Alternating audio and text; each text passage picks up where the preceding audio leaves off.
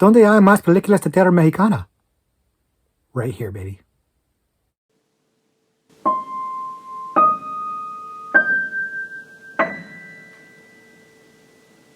Hello, everybody, and welcome back to the Horror Movie Syllabus. My name is Professor Victor, and I'll be your host as we go through all the essential, noteworthy, interesting, and notorious modern horror films. If you're new to the channel, I'd recommend you check out our introduction video. There's a link to that in the description below, and it's going to give you a pretty good sense of what we do here at the Horror Movie Syllabus. In short, we look at a particular subgenre of horror, then we pick 3 movies from that subgenre to explore. But this is our doctorate level selection. This is where we revisit a subgenre that we've already done a video about, we've already explored, and we look at a recap of the previous movies that we talked about in that subgenre video, and then we add a new 4th doctorate level selection. A new movie that is either maybe a little newer, maybe just a little bit more obscure, or a little bit more niche, or just didn't make it onto the first round of the syllabus, basically, and just an excuse really to kind of revisit the subgenre and talk a little bit more about it. And today, the one that we're revisiting is the Mexican horror subgenre. Now, when I talked about this previously, I talked about how Mexican horror, in light of all the other like foreign or international films, doesn't have the same kind of an identity. It's like almost tropeless in a way, similar to Spanish horror, really, in that it doesn't have the same kind of identity that, say, like Korean or Australian horror has, or French even. But it has a little bit of a love for like the supernatural and the occult. Like what you see a lot in Mexican horror is like folklore related occult, supernatural, paranormal type stuff. And it's really interesting to see how that plays out into the movies. Like I am a big fan of international films that kind of leverage their international backgrounds, or things that I don't know that much about because I didn't grow up in those areas, and really make the most out of those. And I think that Mexican horror does a pretty good job of that. And in fact, when we talk about our doctoral level selection, that's part of what I'm going to be talking about. But before we get into the doctoral level section, we should go ahead and recap the ones that we talked about in our previous video. So let's go ahead and do that right now. The first Mexican horror movie we talked about in our previous video was Cronos. And Cronos is, of course, the directorial debut of Guillermo del Toro. And you can't really talk about Mexican horror without talking about del Toro, and because he's so influential in it, and he's just so influential as a director, period. At the time of this recording, Frankenstein just came out. We'll be talking about that in the future for sure. But Cronos was a really interesting take on the vampire lore. And that's part of the thing that I really liked about this movie, was that it really did a great job of taking an original take on the traditional vampire story and making for an interesting, compelling idea. And he littered the movie with 3-dimensional characters, including Ron Perlman. We talked a lot about Ron Perlman and how odd it was that he was in this movie, but how he really nailed the role and everything like that. But how the characters were well-rounded and fleshed out, and so you really were invested in them and cared about them, which made the horror of the movie that much horrifying. We also talked about how we're not really seeing a whole lot of Del Toro's love for monsters, but we're seeing just the origins of it.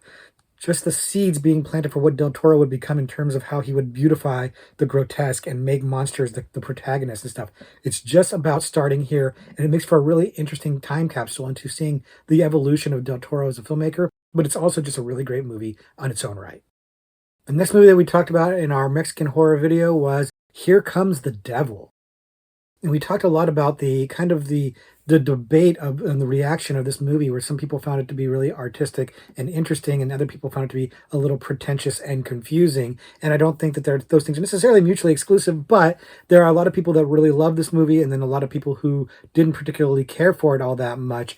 And the reason why is because the narrative was a little bit dense, a little bit convoluted, a little bit hard to follow. A lot of people feel like the movie didn't make a lot of sense narratively, and I can see why they would think that way. It is an interesting take on the possession story. The idea of these kids and how they get possessed is a really interesting take, and the supernatural elements of this movie work really, really well for me, especially with a Mexican setting. But the movie has a little bit of a fixation on sexuality that we talked about in the video. And of course, with the kids being involved in there, it kind of adds an extra weird layer of things. But the big problem with it for a lot of people was this narrative and how they really wanted things to be tied together narratively, especially at the end. And I liked the ambiguity of it quite a bit, and I'm not the only one. It gets really good critical acclaim, and people like it because of this kind of artsy feel to it. But it lost a lot of people too. And that kind of dichotomy of the the art house versus pretentious crowd is a lot of what made this movie noteworthy and made it a conversation piece, and is definitely a part of why it had to be on the syllabus. And the last movie that we talked about in our video was We Are the Flesh. And speaking of the mixed reactions to a movie, this one really had it because it's a very controversial movie, very edgy with its subject matter and the stuff that's included in it. And the debate, of course, being, is this all for shock value or does it have artistic merit? Obviously, because I put it on the syllabus, I kind of lean towards the artistic merit part of this. We talked about how beautifully shot the movie is, how interesting it is, and how like the narrative is just kind of bizarre and out there. But we did not shy away from the fact that there is a lot of really shocking, disturbing, edgy, and kind of edgelordy, I guess, things in this movie. You know, the incest and the sexual assault and stuff like that, and the unsimulated or seemingly unsimulated sex scenes, some of which are definitely unsimulated sex scenes in this, are pretty out there, man, pretty rough and everything. We talked about Noe Hernandez and his incredible performance and how disturbed and off-putting he is, which really is the crux of this movie and how off-putting the whole movie feels. He really centers that, and it's like the focal point for that. I love this movie. I think it's fantastic, and I know there's a lot of people that do. It's very critically acclaimed, but a lot of people are going to get really put off by the subject matter, and a lot of people are going to be really put off by all the strange sex stuff that's in here that's pretty upsetting and disturbing. I can't fault them for that, but for me, this one had to be on the syllabus, for sure. So those were our picks for the Mexican horror subgenre, but now we're going to add a new fourth doctorate level selection.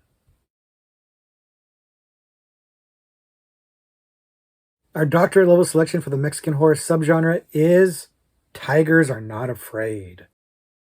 Tigers Are Not Afraid came out in 2018 and was directed by Issa Lopez, and I think her most famous work probably to Americans would probably be one of the later seasons of True Detective, but she is a pretty accomplished director in her own right. And what she's done here is made something that's rather ambitious in scope in terms of balancing fantasy and reality. But we're going to dig into all of that in just a second.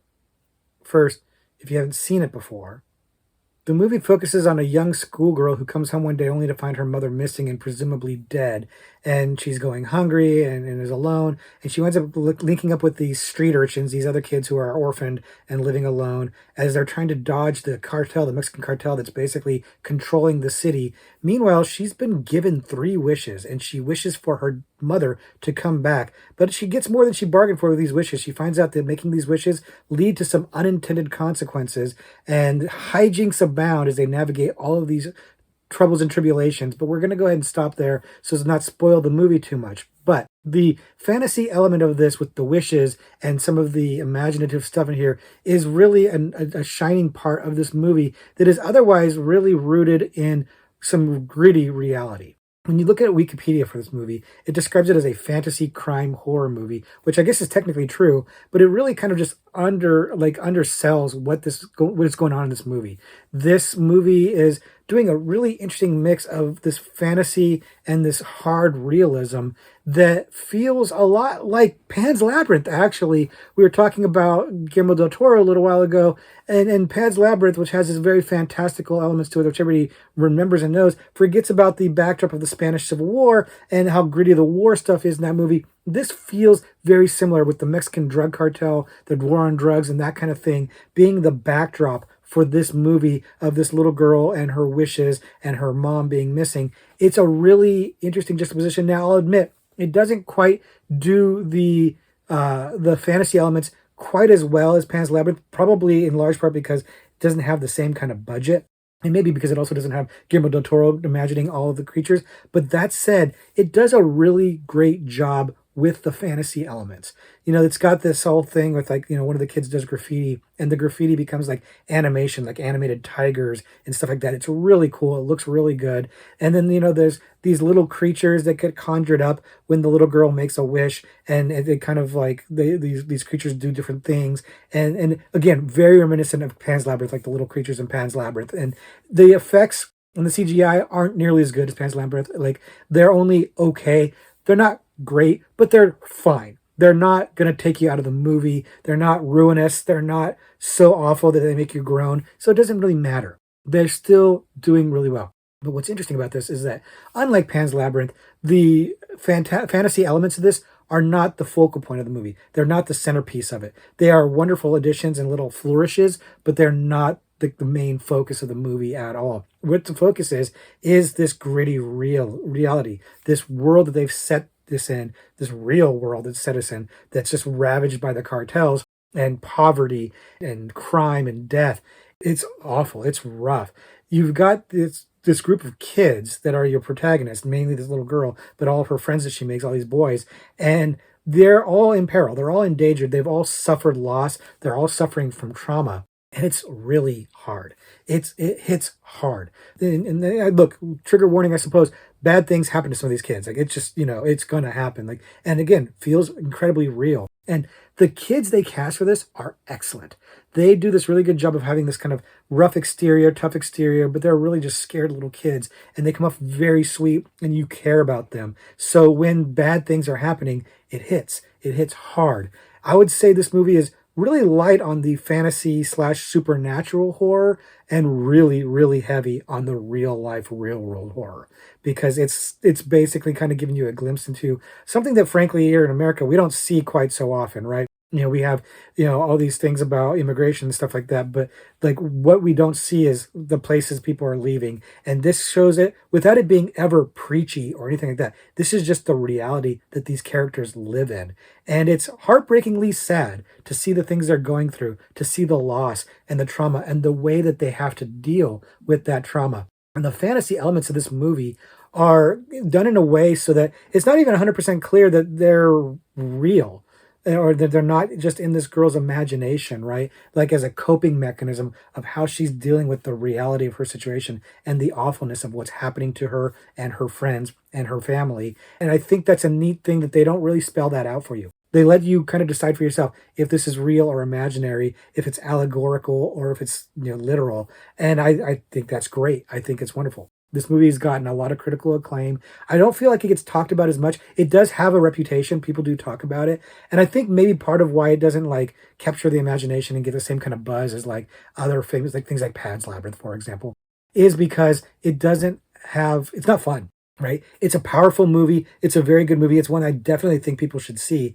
but it's not a good time, right? You're not sitting there with your popcorn going, "Oh, this is awesome." Like this is a little bit of a rough watch. Like I don't want to oversell it. It's not, gonna like destroy you necessarily. Well, I don't know, maybe, but I felt like it was a very powerful watch. And again, if you have trouble with things happening to kids, I think this is definitely one to think about. It's not super graphic in that sense, but some of the stuff it's touching on, some of the stuff it's discussing, and some of the stuff that happens is definitely pretty disturbing. So this is one, again, not a fun watch, but definitely an important movie, one that I think does a really good job of telling a story in a fantastical way that also doesn't undercut the realism and the seriousness of the situation that it's telling the story about. So definitely one that I had to add to the syllabus. I couldn't find a place for it originally. It kind of got squeezed off the syllabus. So I'm getting a chance to add it here now. I've been wanting to talk about it. So here we are. Definitely one for you to check out if you haven't seen before. But again, maybe if you're sensitive, check out what happens before you do, just so you be prepared. But definitely a must see. So that's our pick for the doctorate level selection for the Mexican horror subgenre. But of course, I've got an extra credit selection up my sleeve because of course I do. I always do. You guys know that. Today's extra credit selection is The Old Ways. The Old Ways came out in 2020 and was directed by Christopher Allender, who is probably most famous for doing a Muppet movie, frankly. And as far as I can tell, is not a Mexican director. He's US born, and I don't think he has any Mexican heritage as far as I can tell. And this is a US production that is mostly in English. So it begs the question of why am I including it here in the Mexican horror subgenre? Well, we're going to get into that in just a second. First, if you haven't seen it before, the movie's about a Mexican-born reporter who now lives in the U.S. and has made a life in the U.S., going back to her hometown for a story. And while she's there, she winds up getting kidnapped and taken prisoner, basically, by a group of people, including her cousin, who claim that she is now infected with or possessed by a demon. And they want to exorcise that demon from her. But of course, she doesn't really believe in any of this stuff because it's just the old ways, and she's not really subscribing to the old ways until hijinks abound. And of course, we're going to stop there so as to not spoil the movie for you. But I was saying that this movie feels like a weird one to put into the Mexican horror subgenre. And I grappled with this. I debated whether or not to include this because it is, as far as I can tell, not a Mexican director, and it's written by a Puerto Rican, Marcos Gabriel, not a Mexican. But they did do some stuff in here that I thought was worth talking about, and I think the movie's really good. So I did go ahead and just push it over and decide to talk about it in extra credit. And the thing was, what it was is it isn't a Mexican production, but it is produced in Mexico. So they filmed in Veracruz. It's set in Veracruz in a small village there, and they've got a Mexican crew, Mexican actors, and they're leveraging the writer and the director, Lender and Gabriel, are leveraging these Mexican crew members, cast members for verisimilitude. They are doing their best to try to make this movie authentic and real and honor Mexican culture and traditions. And I think they do an excellent job of this. And that for me was what went ahead and moved it over the hump and made me talk about it. Because even though it's not a Mexican director, this is a Mexican movie. It really is. And not just because it's set in Mexico, but because of its focus on a folklore and tradition and culture, Mexican style folklore, in juxtaposition to possession movies and exorcism. And that's where the interesting thing about this movie comes in is what you've got here is a demon possession movie, but unlike so many demon possession movies that just basically follow the exorcist trope of, the Catholic Church coming in and performing an exorcism, the priest doing all this and all that, that's not here, because this is leaning into Mexican folklore, and instead of a priest you have a bruja, and which is a witch, a Mexican witch, and it's really delving into that. In fact, this is arguably more of a bruja movie than it is a possession movie, and we'll kind of touch on that maybe a little bit more. But the idea of this movie using Mexican folklore and traditions and cultures and like Mexican ideas to be what exercises the demon is great.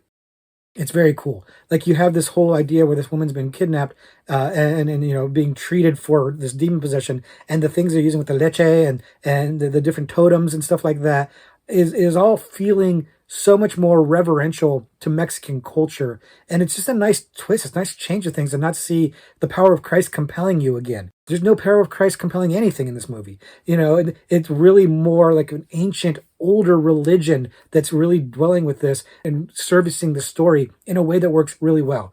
They're tying in all of these old practices and old ways with modern sensibilities of non-belief and stuff. And they're all kind of encapsulated in this lead character, who I like very much, because she's born in Mexico. She's left there. She's gone and started her life in America. And now she's coming back here, and she doesn't even speak Spanish anymore. Like, she speaks really, you'd expect her to speak better Spanish than she does, frankly, but she speaks English. And so the movie's mostly in English. There's very few subtitles.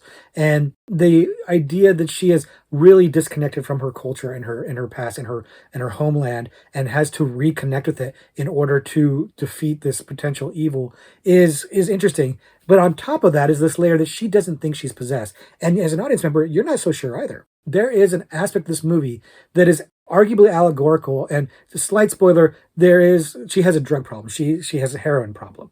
And so she's addicted to heroin. So this movie starts to feel a little bit like a drug allegory, with the exorcism feeling more like rehab, like going through withdrawals and trying to rehab and get clean, get the poison out of you, like get the demon out of you.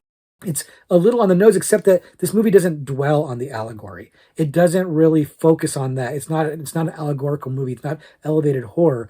And the supernatural stuff kicks in, and it works. You've got these supernatural elements that you kind of expect from a demon possession movie. And so you can take this very literally, and the heroin allegory stuff actually kind of just winds up being this thing of like, maybe she's not actually possessed. Maybe it's not even real. And that's where she's at. And as an audience member, that's where you are too. So even though you're seeing these supernatural things, you're not 100% sure they're believable, because you have an unreliable narrator who is a heroin addict. So this is cool stuff. I really like this. Now, admittedly, it's not a super scary movie. It's got some spooky visuals, and they're done really well. The visuals are solid in this movie. The CGI is pretty decent. It's got that glossy, modern sheen to it that maybe this movie would look better if it was a little bit grittier, if it was kind of film instead of digital, and just had a little bit more of a grittier, cheaper look to it, given the setting. But honestly, it looks good, and they clearly don't have a lot of budget. They're mostly in one location, but they've got a really interesting set, and they use it well. They use the space they have well. They use the jungle exteriors really well. They've got a really strong cast. It's a small cast, but it's a strong cast giving really good performances. And they've just done a really good job of making a movie that is an interesting spin on the possession, which I tend to like. I like possession movies, but I really like when somebody does something different with them. And I thought that this one does a really good job of that. Now, I'm not in the majority on that necessarily. Like, this got really good Rotten Tomato scores. It's got good critical love to it, but the fans seem to be really mixed on this one. I did a little bit of research on this, and a lot of people don't like this movie for a number of different reasons. They don't feel like it's scary. They don't feel like it really adds a lot to it. They feel like, I don't know. I don't really subscribe to any of that. I think this movie, again, I don't think it's very scary. I'll agree with that part of it, but I think this movie does a really interesting job of highlighting Mexican culture, and in particular Mexican folklore and Mexican beliefs, brujas, things like that, into this movie of a traditional demon possession exorcism movie, and blending all that really well, and to me feeling really fresh in a subgenre of possession that feels very much tired and worn. This is a movie I could have put into the possession subgenre for that reason, because it kind of shakes it up and freshens it up. But I really love the focus on Mexican culture in here. And again, the woman who's left the Mexican culture and going back to it, and really kind of having to reconnect with that really spoke to me. It really, really hit for me very, very well. So personally, this movie is a big win for me. I really jive with this movie quite a bit. And I don't know that everybody will, but I'm recommending it here for you guys to check out, because I do think it's really time. Even if you just want to look at it as a straight supernatural movie and aren't really that interested in Mexican culture, stuff like that, I still think you'll find it interesting and entertaining. But if you haven't seen it, check it out and let me know what you think, because I'm hopeful that you guys really will dig this one, because I dig it a lot. So that's going to do it for our re-exploration into Mexican horror films. I do have an affinity for these movies. I have a special place in my heart. And so I was happy to revisit this and kind of talk a little bit more about this. I think I've picked 2 additional movies for you guys to check out that are both excellent movies for showing Mexican culture, Mexican life, and just kind of really honoring or exploring that. So let me know, again, if you haven't seen these, check them out. Let me know what you think. And if you have seen them, let me know in the comments what you think of them, because I'd be very interested in hearing your thoughts on that. But right now, I'm also interested in hearing what this Horror to Pursue card has to say. I am going to read a card right here on camera and try to answer it. Those of you who've been around for a while know that we do this every video. And since the movies we're talking about, and since so many Mexican horror movies deal with like the supernatural and paranormal stuff, we're going to go with the paranormal category on the card. Makes sense, right? Here's our question. What is the surname of the married demonologists in 2013's The Conjuring and 2016's The Conjuring 2? And what's kind of funny to me about this question is that, this is not a brand new card set or Trivia Pursuit game that I got here. I've had this for several years. And you can tell by some of the questions, and including this one, that it's dated. It's not up to date, because it's referencing Conjuring and Conjuring 2. It is ignoring that there's been 2 other Conjuring movies since then that star this family that they're asking about. Now, here's the thing. The Conjuring, pretty popular. We've talked about it on the channel already. I may wind up talking about it again in the future, who knows.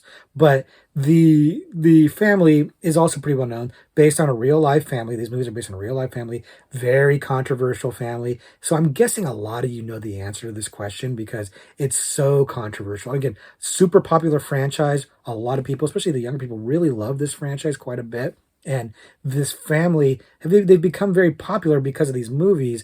And then, of course, there's this kind of weird debate of people who really hate this family because of the controversies, and then people who really love this family because of the movies.